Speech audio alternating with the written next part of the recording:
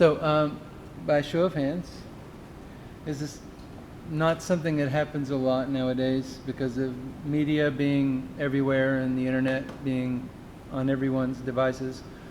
Excuse me. But how many people here still read books? Okay, of those people, how many read science fiction books? Anyone? Got 2. Excellent.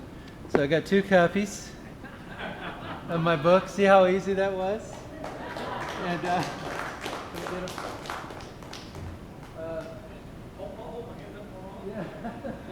Volunteering is good. Now I'll sign this for you after, okay? All right.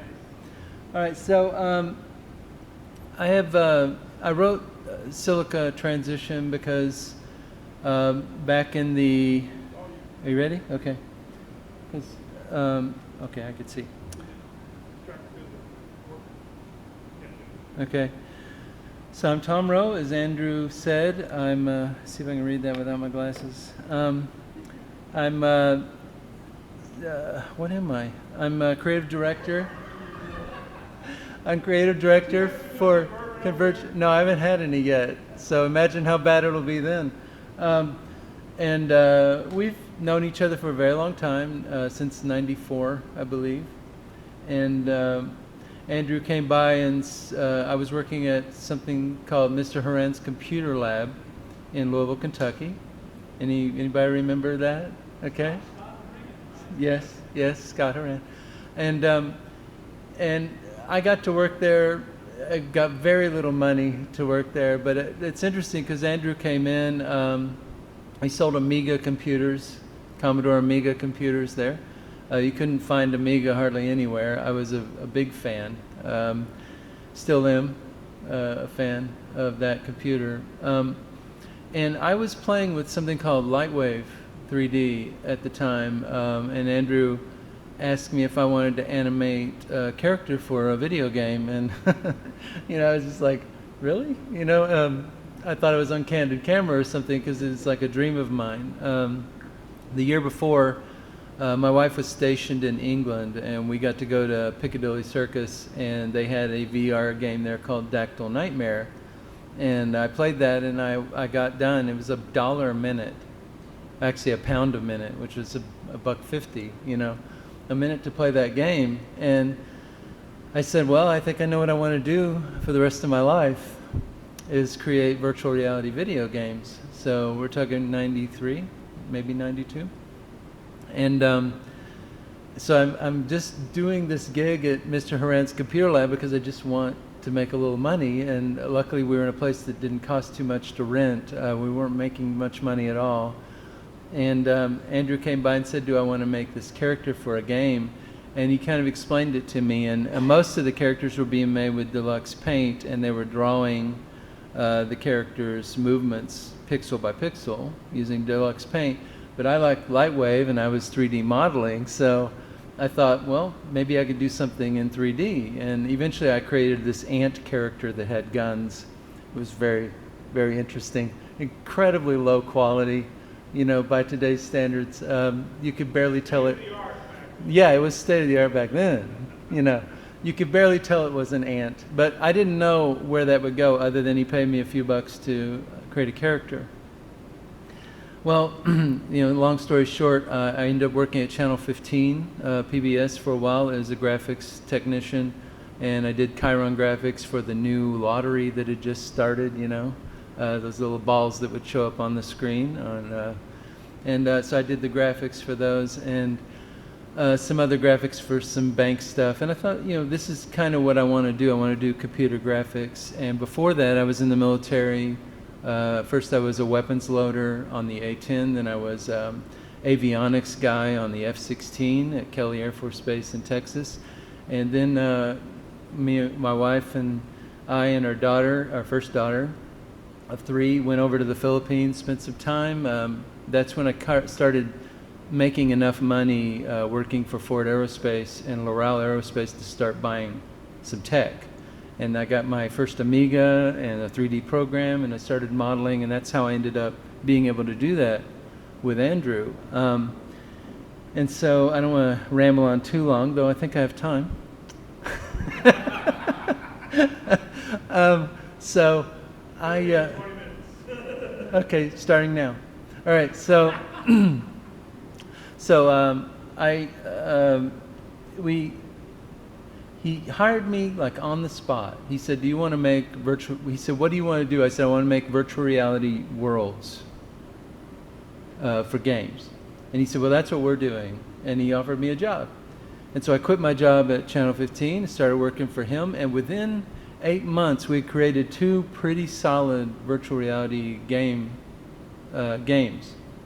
One of them was using the old Wolfenstein engine technology, and that was 2D, like 2.5D. It was simulating 3D using kind of playing card graphics, you know.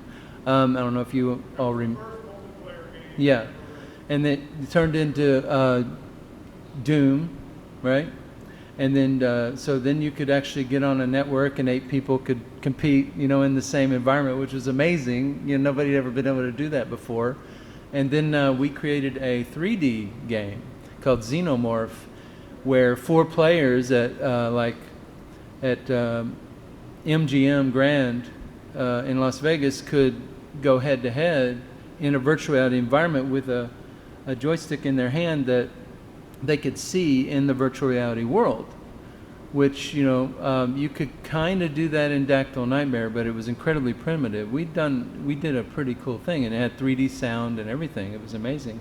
So that's how we got our start. And so when he mentions in 2000, I think it was 2013, 14. Okay, we had that conversation because I'm seeing this video of the guy that made the engine that we were using back in the day, and he kind of threw us under the bus during that conversation, but that was okay. I didn't take offense because he said people were dabbling with VR and they weren't doing a very good job, but I think we were doing a pretty good job. You know, he didn't mention names, but I took it a little personal. We did okay. It might have been us. So I wrote a book, Silica Transition, quite a few years ago, and at the time it was called Lords of Silica, but a lot of people were using Lords of in their titles, so I just switched it to Silica Transition when I edited it and re-released it as a new version, and because I was going to do a series of books and still am. And then we were talking about what we were going to work on, and I said, well, let's do a game in my universe. I've created a universe, you know, and that's kind of a really big word to use, universe, for a single novel. But there's enough information in there for you to build off of and do multiple games on multiple worlds and different genres. So one world could be a West world, another world could be a future world. You could go to sort of Lord of the Rings, you know, might and magic kind of stuff, or you could go sci-fi. You know, there's a lot of ways you could go with the book because of the way that, and I don't want to spoil it for those who are about to read it, but it's it allows you the opportunity to go in any direction you want, and that's perfect, right? If you want to create a game universe, what you need is something that's flexible enough to do anything, right? And then after a while, Jared came along, and he started connecting us with a lot of game companies that were doing crypto games, that sort of thing. And it just made a lot of sense because we transitioned over to thinking in terms of having a currency within our game universe that we could use for microtransactions and things throughout the game. Because I don't want a player to get into my game and spend all their money. I want them to spend some of their money. You know, I want it to be a penny here, a penny there. But as I was talking with Jared when we were eating, one of the problems right now is, of course, anytime you move money around, crypto around, you're going to have that ETH gas charge, which is going to, you know, kill you. So there is no way to do microtransactions because of that. It's in the way. But if we do it inside of our universe, we can do millions of transactions within that game universe as much as we want all over the world. And when you're done, you can cash out. And then that's just one charge rather than, you know, 1,000 little 1 penny charges, right, that you're going to have to pay ETH gas to move those things around. So it's almost perfect, right? It would be better if you can move it in and out of the system inexpensively. I mean, it used to be pretty cheap, you know, and that went crazy. But I'm sure things will change. But in Silica Transition, at the very beginning of the book, I introduce you to virtual combat. What's going on inside the very beginning of the book. As a reader, you shouldn't be aware that you're in a game. And so I tried to play it like that. And, you know, a little spoiler alert there. But as you're reading, it takes to the end of that chapter to kind of realize, oh, he didn't die. You know, it's just a game, right? But I tried to explain what a video game could be. You know, if there were no limits technologically, if we had all the engineers and everybody working to build the infrastructure necessary to create a Ready Player One kind of experience, and I mean, we're really close. Pretty much all the parts are there, right? You just have to connect the dots. So we'll be able to I use an Oculus Quest every day. I absolutely love that headset because it doesn't require me to connect to anything. I just put it on and I'm in a game. And the experiences they just blow me away. I get to experience what it's like to be in another world that someone else has created. And it just encourages me to know that not only have we done this, but we've done it really well. And we've not even started because the technologies, all the bits and pieces are out there, but we don't have the broadband wireless in place yet everywhere. As soon as that happens, why would anyone connect to a computer? If the headset has the mobile chip in it and it's got the Wi-Fi connection and it's pulling, you know, gigabits of data, you don't even need an incredible processor within the headset. You can process that somewhere else and just stream the answers, you know, the calculations to the headset. And we're already, of course, companies are already playing with that and experimenting with that with some level of success and failure. But I'm not going to mention any names, but we know that the technology is there. And we know that with the right kind of funding, we could certainly move to that level. So at the beginning of Silica Transition, you're immersed in a virtual reality experience that's so real you can't tell the difference between reality, and that's where the book goes. It's called Transition because it's what happens when humanity forgets they're in a dream. And it has kind of there's a tinge of Matrix there, but it's not the Matrix. It's not AIs taking over the world. It's nothing like that. I actually wrote that part of the story before I even knew what the Matrix was. And my boss said, when I was describing it to him, because he asked me, he said, "Have you seen the Matrix?" I said, "No, I've heard of it." He said, "You should watch it." And so I sat down, and I mean, the helicopter scene where Neo rescues Trinity, you know, at that moment when everything is just all coming together, my mouth was open. I was stunned by that movie, how much of the idea was there, you know, in something, and that's not uncommon. I think Solomon said there are no new ideas, you know, everything's under the sun has been done already. We're just kind of recycling things, you know. I better move. Okay, so before Transition is Silica Nexus. What I wanted to show in our game world, our game universe, was what happens to humanity to get us there.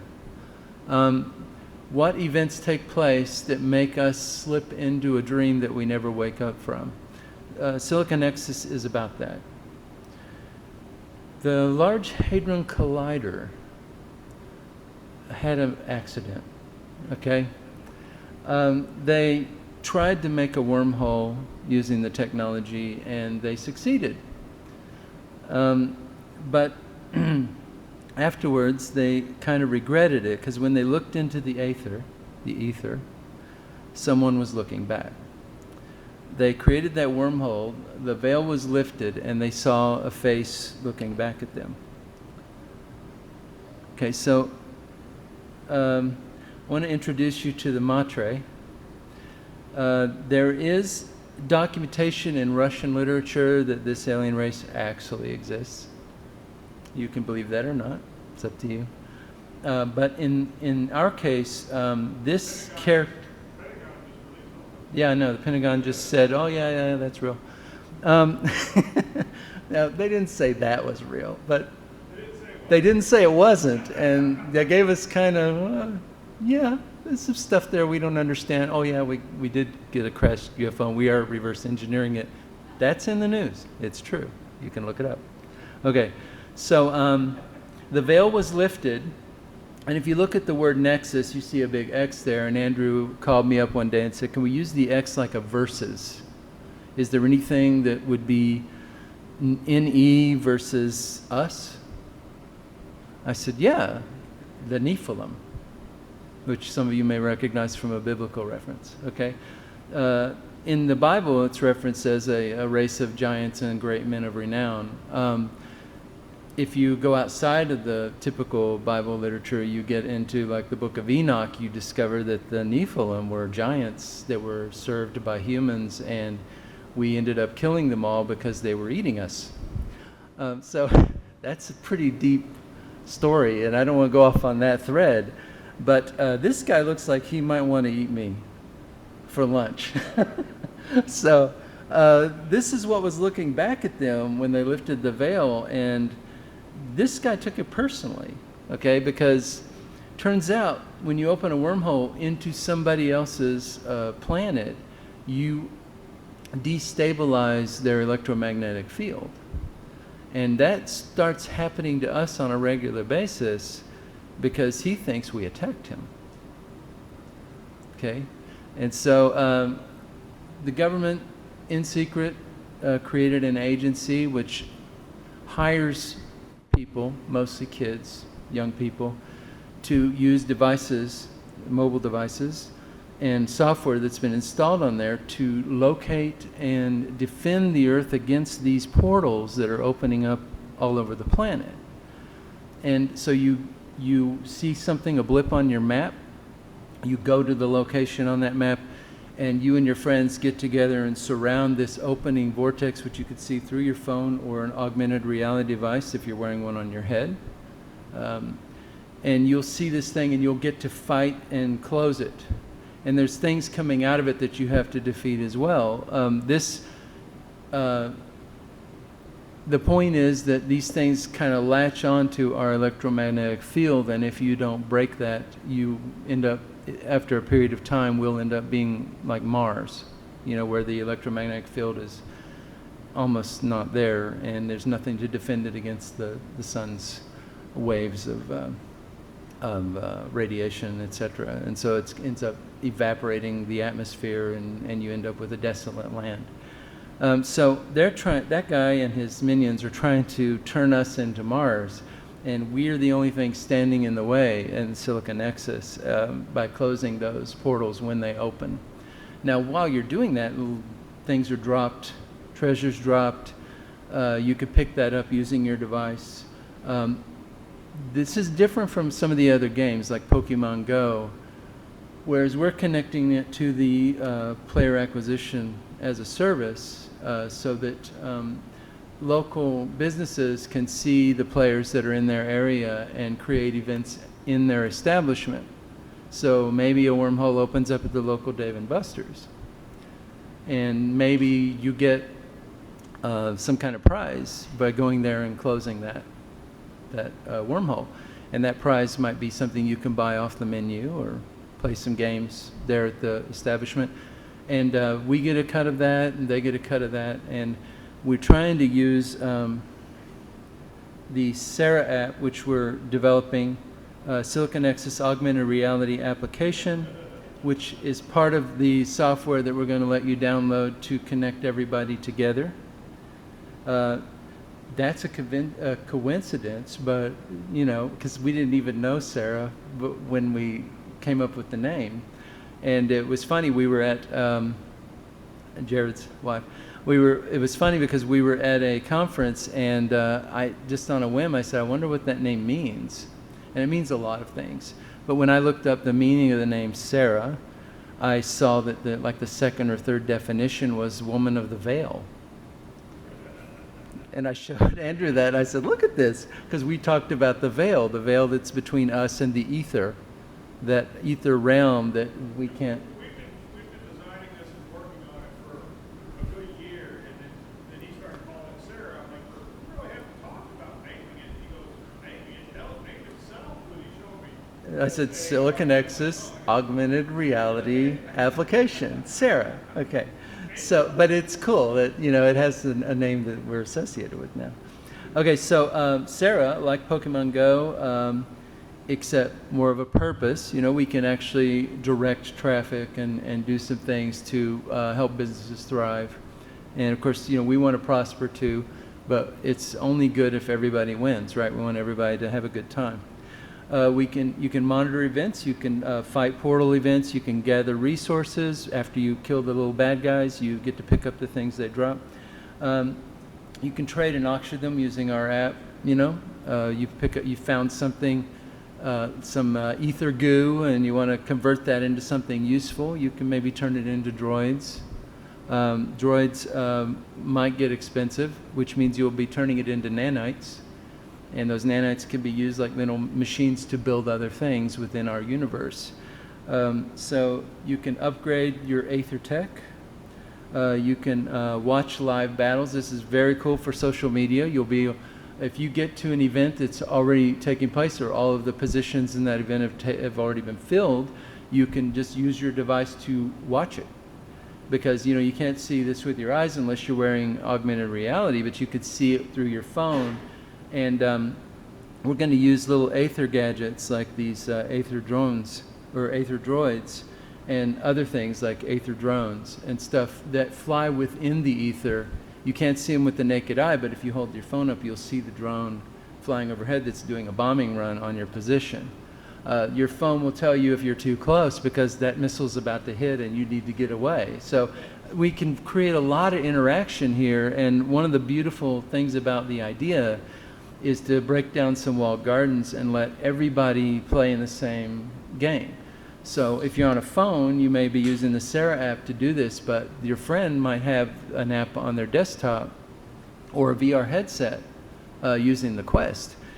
And you want them to fly that drone, first-person perspective, into your position. And it's, of course, all the mapping and everything will be done using the GIS data and everything that's already out there. But we want to probably pull Google Maps data or something like to show position, and then generate a three-dimensional version of that world or that universe for the player, so that everybody gets to see the same event going on at the same time.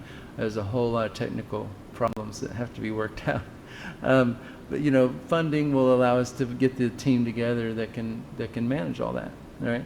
So Aether tech is critical because that allows you to see through the eyes of a remote something. You don't have to see it all with your naked eyes. If you're using a device like your mobile device or a headset, you'll be able to immerse yourself in that world and get an augmented reality overlay on your reality. And no, this is not far future. If anybody's been paying attention to augmented reality, everything I just said is you can do right now. Okay? So I'm not talking about 10 years from now, I'm talking about 5 years ago. It's just money and resources to get all that put together so that everyone can experience this. You can also connect to alt interfaces. That includes the other devices like a simulator in an arcade or a location-based entertainment, where we're wanting to bring everybody together from anywhere to play in the same experience. So somebody in a simulator might be driving an Aether tank or flying a drone, and somebody, most of the people standing around the portal would just be using their phones. But I've played games where you tap the phone to fire, and I didn't think that was terribly fun. So what I want to do is command resources within the game, like an Aether droid, and you tap, and you can watch your little droid come out and go to the target and do the attack for you. So you're getting kind of a three-dimensional immersion experience while you're doing that. Okay, so because we want to use droids, which we minted a few years ago as our currency within the game, they are divisible to 100 million subunits, so 8 decimal places, just like the Satoshi, is that how you say it? Satoshi in Bitcoin. So we want this to become kind of hard to get. And also we don't want the cost of doing business within our game to be expensive to the player. We want them to have a good time. So we're not going to try and get $30 for a skin upgrade for their character. We're trying to get, you know, a penny here and a penny there because they need to refuel their spacecraft using droid, units of droid. Okay. Keep going. So there's your 100 million nanites contained within that droid, a single droid. We want to gamify and monetize all the things with microtransactions. Like I said, I don't want to break the bank, but I do want to. I want to keep it fun. I mean, the hardest thing to do is to spend a lot of effort creating something, and then you get a whole bunch of bad press because they charge $30 for a skin upgrade to their character. You know, that's just awful. You know, it's a digital asset. If that becomes worth $30 later on because of the rarity of it, that's one thing. That's finding something rare, a treasure. But if it's just day-to-day operations, it feels like gouging, and I think it takes the fun out of the game. I won't play a game that does that to me, you know, and I don't want to force that on other people. So we have whatever right there. Okay, so get started. If you want to join and take part in this, you can right now by going to fund.silicanexus.com. Fund is not there? Okay, so just silicanexus.com. Then you can go ahead and buy droids and at least hold on to some droids and see what happens. All right, that's all I got. Any questions?